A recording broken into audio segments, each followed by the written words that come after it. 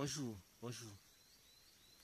Pour ceux qui ne me connaissent pas, en fait, je suis Job Kamdem du groupe de répétition NAB à Yaoundé au Cameroun. Je fais dans les prépas concours. Je suis enseignant de formation et répétiteur de profession. Je suis enseignant de formation et répétiteur de profession. Donc, mon travail, c'est les répétitions. Et je précise que nous avons fêté en 2024 notre 20e anniversaire de répétition universitaire. Ça fait 20 ans que nous enseignons, nous travaillons avec les étudiants de l'université, des universités du Cameroun, plus particulièrement de l'université de Yaoundé 1, des étudiants scientifiques particulièrement. Donc aujourd'hui, je voudrais partager avec vous quelque chose d'extraordinaire. Il y a une personne qui m'a posé une question et j'ai trouvé cette question très pertinente. C'est un de nos abonnés qui m'a posé la question, celle de savoir, entre l'UIT et l'ingénieur, entre quelqu'un qui a une DUT et un ingénieur de conception, quel est celui qui gagne mieux? Quel est celui qui, qui gagne le plus? Qu'est-ce qu'il faut choisir? Vous voyez, ça c'est une question que ce n'est pas facile de répondre. C'est une question qui n'est pas facile à répondre. Pourquoi? Parce que ça dépend des ambitions des personnes, ça dépend des ambitions des gens, ça dépend des objectifs des gens. Je vais vous expliquer pourquoi. Vous voyez par exemple, c'est vraiment difficile et très difficile même très souvent de faire. Parce qu'un ingénieur de conception, c'est une personne qui va faire 5 ans dans une école de formation, dans une école professionnelle, où cette personne va recevoir une formation technologique et technique. Cette personne sera capable, à la fin de sa formation, de concevoir, de réaliser, de suivre le procédé. La personne sera capable d'inventer, d'innover. Donc, et un technicien, c'est une personne qui travaille normalement pour un ingénieur de conception. C'est-à-dire, le travail, c'est quoi? Dans un premier temps, l'ingénieur va concevoir, l'ingénieur de conception conçoit la réalisation. Prenons un exemple. Je veux créer une plantation. On va prendre les ingénieurs agronomes. J'ai envie de créer une plantation de 10 hectares. Et je ne sais pas comment m'y prendre. Quelle est la bonne procédure, quel est le meilleur procédé pour pouvoir créer ma plantation. Déjà, j'ai une idée de la quantité de terre que je possède. Je possède 10 hectares. Je vais mettre ces 10 hectares en valeur. Et qu'est-ce que je fais? Dans un premier temps, je dois me diriger vers un ingénieur agronome.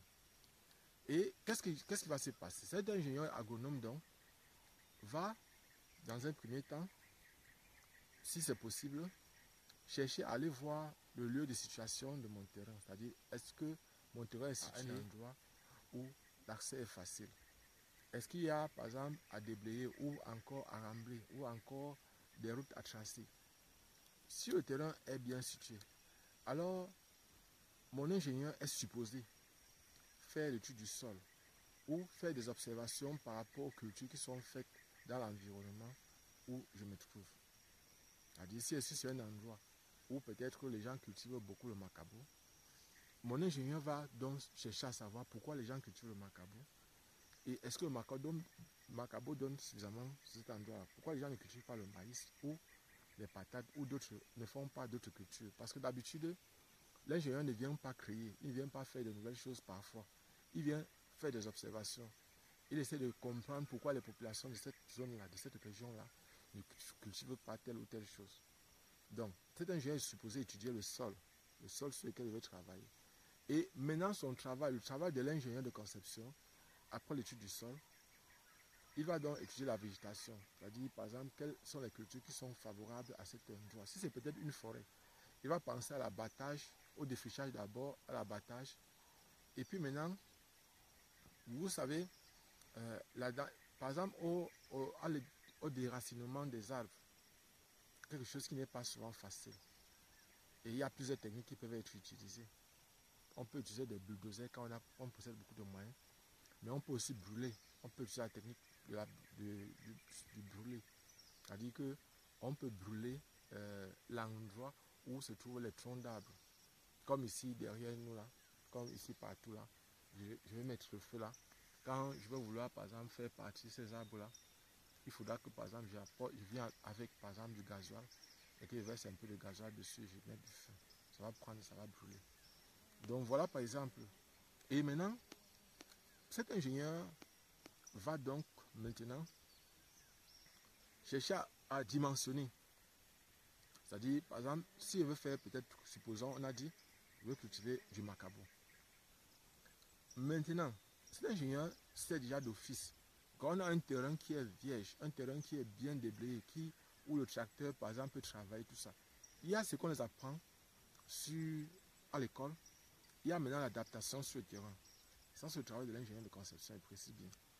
Il va maintenant concevoir en fonction de l'endroit où je me trouve. S'il me trouve dans la forêt, il va voir, il y a des frichages, il y a abattage, tout ça. Il va essayer de mesurer les coûts. Quelle quantité d'argent il va dépenser pour le défrichage, par exemple, pour aussi l'abattage. Maintenant, après ça, il y a le nettoyage. Il va aussi, par exemple, il y a le tronçonnage et le nettoyage, ou d'autres systèmes qu'on peut utiliser. Il y a les techniques qui consistent, par exemple, ici, à s'aimer d'abord, c'est-à-dire après avoir défriché, on sème, après avoir sémé, on abat, on brûle, et maintenant, soit le macabo, soit le plantain, ça monte. C'est une très bonne technique, j'ai expérimenté, ça marche très bien. Maintenant, ça, ce sont les techniques que l'ingénieur de conception va vous expliquer. Maintenant, il va vous donner les quantités qu'il faut acheter en fonction des techniques utilisées. C'est-à-dire, s'il faut utiliser, par exemple, les lignes jumelées, s'il faut utiliser les écartements de 2 mètres sur 2, ou, par exemple, comme sur le macabo, par exemple, si on prend le cas du macabo. Le macabo, par exemple, l'espacement, c'est autour de 40 cm entre deux pieds. Il peut aussi utiliser la technique de lignes jumelées, c'est-à-dire après, ça va faire 40 cm entre deux lignes. Entre deux macabos, on fait aussi 40 cm. Et puis maintenant, après ça, on saute 60 cm, on refait la même chose. Ça, sont des techniques parce que la ligne de 60 cm là ou 80 cm peuvent permettre le passage des personnes pour peut-être traiter. Si on veut utiliser les herbicides ou si on veut utiliser les herbicides, on peut donc passer entre ces intervalles-là. Voilà, par exemple. Donc ça, c'est le travail de l'ingénieur. Il va donc dimensionner. Il va donc donner, par exemple, il va faire les calculs en dimensionnant, c'est-à-dire en tenant compte, par exemple, des écartements, entre les lignes, des écartements entre les plans. Et puis maintenant, il va vous dire la quantité de semences qu'il faut acheter. Il va vous dire aussi la variété qu'il faut acheter qui peut être adaptée à cette région-là. Ça, c'est le travail de l'ingénieur de conception normalement.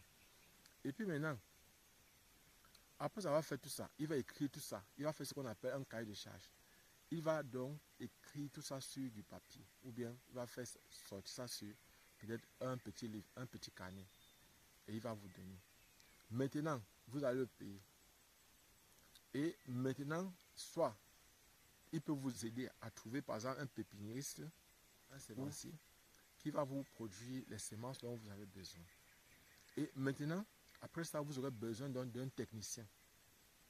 Parce que sur le terrain, vous avez besoin de techniciens et des manœuvres. Et le technicien donc maintenant est là pour appliquer. Son rôle, c'est d'appliquer ce que l'ingénieur a conçu. Et il sait lire, il sait comprendre ce que l'ingénieur a conçu. Ça, c'est le travail du technicien supérieur ou du technicien tout court. Et pour le technicien supérieur, après le baccalauréat, soit scientifique, soit technologique, soit technique, la personne, l'étudiant ou le candidat doit par exemple faire au moins ces 2 ans, soit pour obtenir un BTS, c'est-à-dire brevet de technicien supérieur, soit un DUT.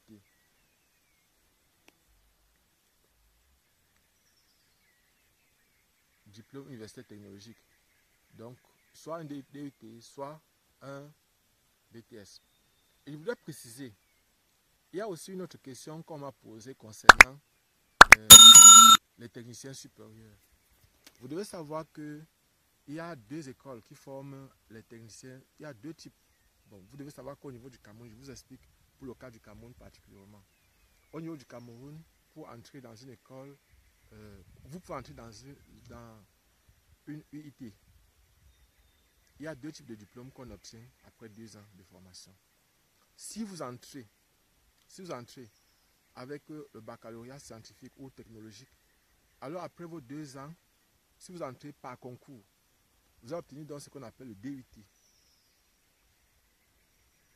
diplôme universitaire de technologie. Vous allez obtenir ça. Maintenant, si vous entrez Bac plus 2 sans le concours, ce type de dossier, vous allez obtenir ce qu'on appelle le BTS. Si vous entrez dans une école privée, vous allez obtenir à la fin de vos 2 ans, vous allez faire le concours qu'on appelle le BTS, brevet des techniciens supérieurs.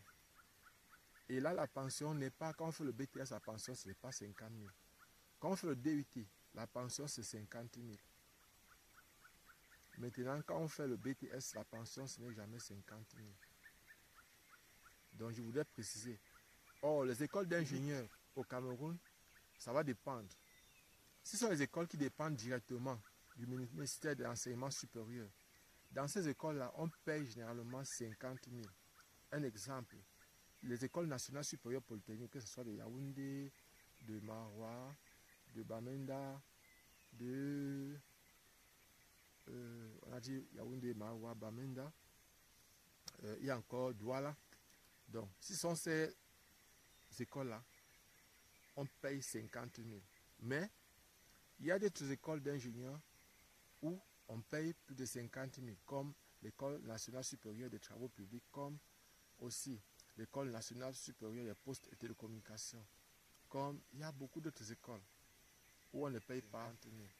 À l'école des postes, à l'École nationale supérieure des postes et télécommunications, la pension coûte, je crois, c'est 500 000 francs pour les Camerounais, je crois, 800 000 francs pour les étrangers ou les Tchadiens, je ne sais pas.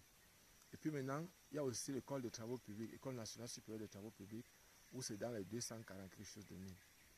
Donc voilà, par exemple.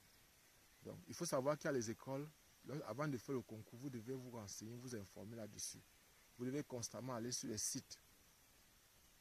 Les sites, par exemple, comme le site du ministère de l'enseignement supérieur. Vous devez aller sur la page Facebook du ministère de l'enseignement supérieur ou des écoles dans lesquelles vous voulez entrer. Soit vous entrez dans les groupes WhatsApp pour avoir constamment les arrêtés des concours. Et je précise bien, les seules personnes habilitées à vous donner une information nette et propre en ce qui concerne les concours, c'est l'arrêté ou le ministère de l'enseignement supérieur. C'est le seul qui est habilité à vous donner des informations correctes. Car chaque fois, il faut aller à la source s'informer.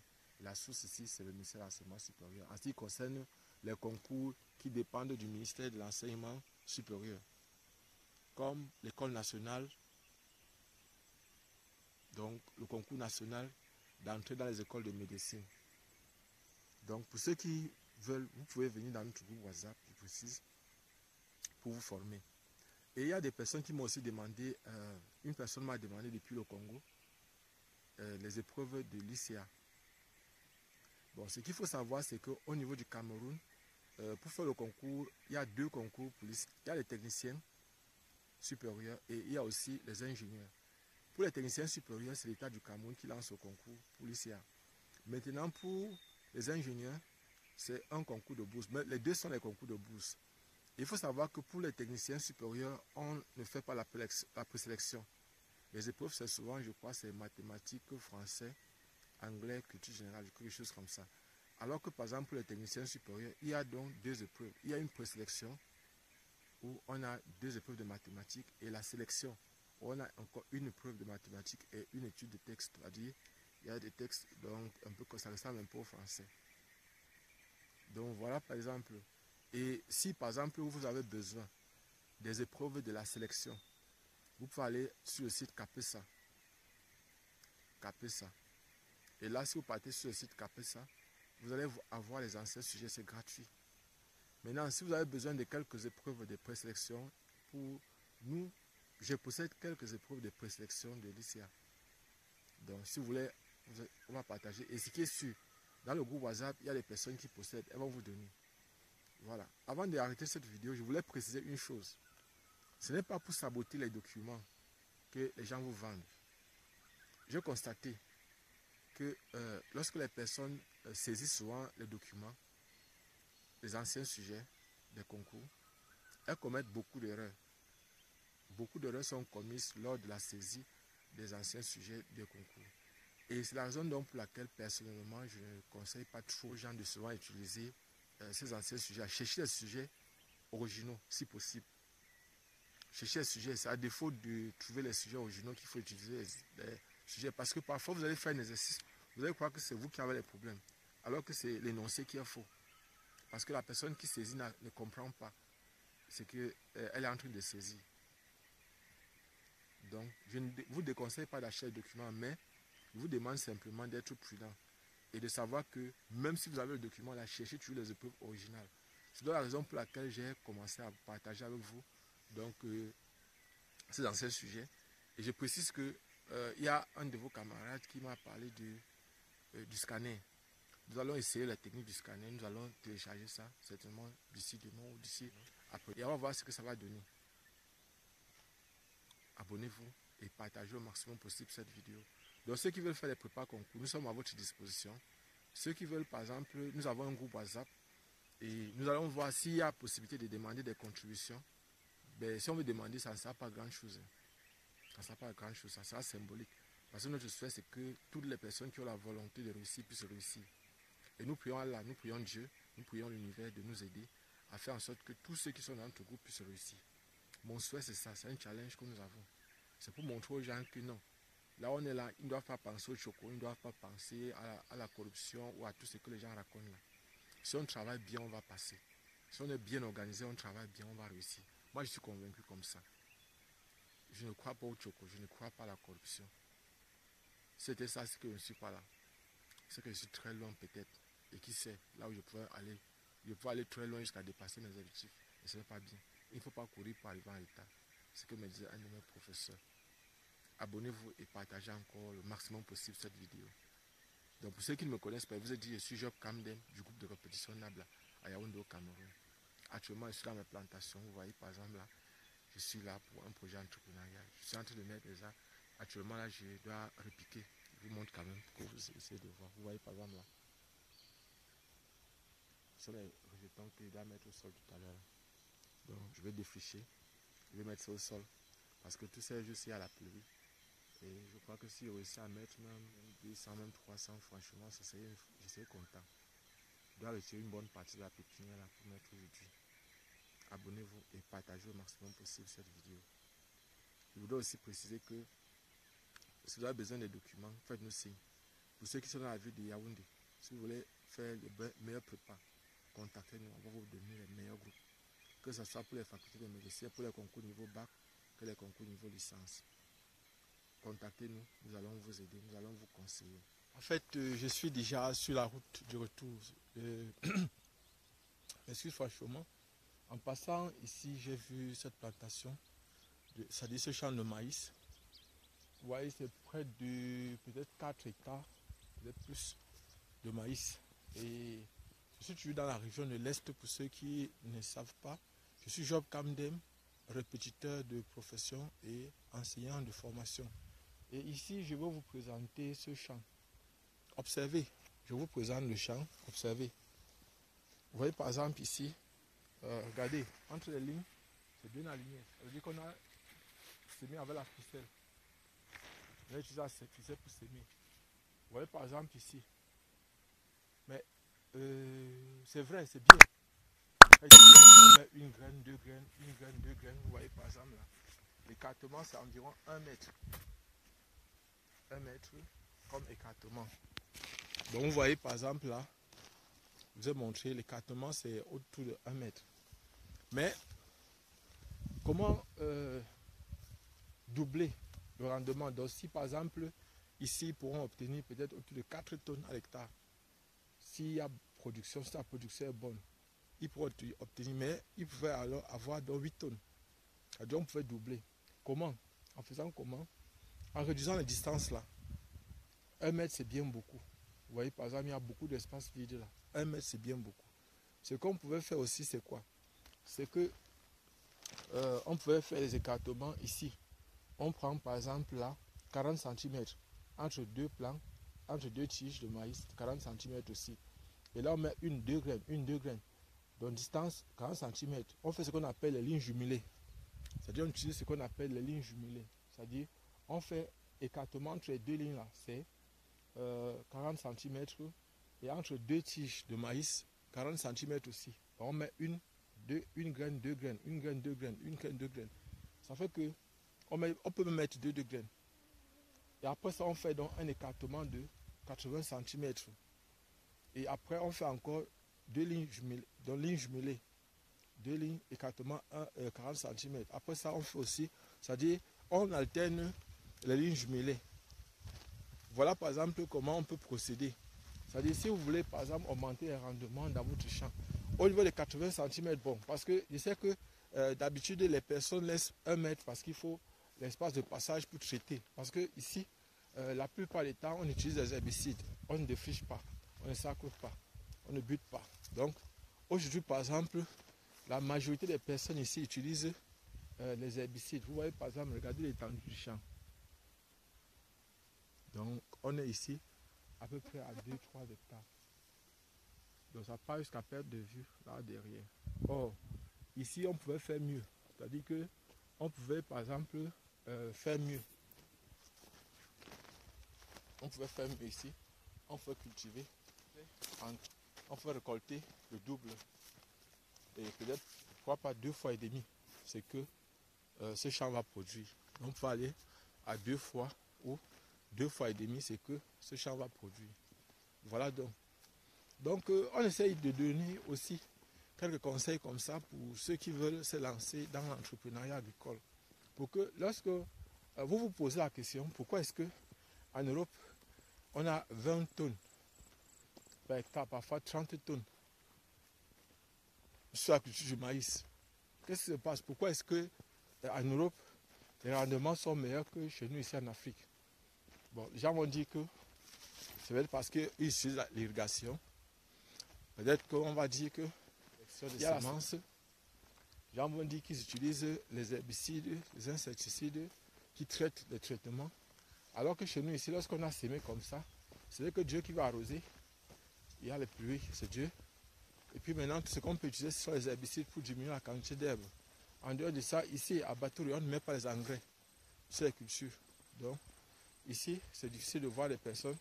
Il n'y a que sur les cultures maraîchères que vous allez parfois voir des personnes mettre les engrais. Donc ici, habituellement, dans cette ville, on ne met pas les engrais sur les cultures. Je suis en train de rentrer. Je rentre en ville. Donc, je suis déjà en train de sortir des champs. Et vous savez, je vais essayer de vous expliquer quelque chose aussi. On va profiter. Vous voyez cette herbe ici? Observez. Vous voyez cette herbe ici? Ici, on appelle cette herbe bokassa. Vous la cueillez. On l'appelle bokassa. La voici. Cette herbe, lorsque vous avez une blessure au pied, vous pouvez la frotter. Vous la prenez, vous la macérez, vous frottez comme ça, vous frottez comme ça. Et vous faites couler le liquide là sur votre blessure. C'est un puissant antibiotique ici. Donc, quand on a des blessures graves, que peut-être que les racines piquent, donc blessent. Quand on a des blessures graves ici au champ, c'est ça qu'on utilise. Et bon, c'est vrai, les personnes vont me dire qu'on utilise les urines. Oui, on peut aussi utiliser les urines. C'est-à-dire, vous pouvez uriner sur ça. Mais nous, ici au champ, on utilise beaucoup plus cette herbe ici. C'est-à-dire celle que j'ai affilée tout à l'heure, bokassa. C'est une herbe qu'on appelle ici bokassa. Là, voici. Cette herbe ici, on l'appelle bokassa ici. Donc, c'est une herbe qui est envahissante. Lorsque vous abattez la forêt, elle est la première à s'installer. Donc, ce sont ces deux herbes qui, avec celle-ci. Celle-ci, on l'utilise souvent pour faire les matelas. C'est la paille. Très souvent, pour ceux qui savent, on l'utilise souvent pour la fabrication des matelas. Donc, voilà ça. Et aussi pour la construction de certaines maisons. On utilise ça pour le toit. Et parfois, on coupe ça en morceaux pour mélanger avec la terre, pour la fabrication des briques de terre. Donc voilà par exemple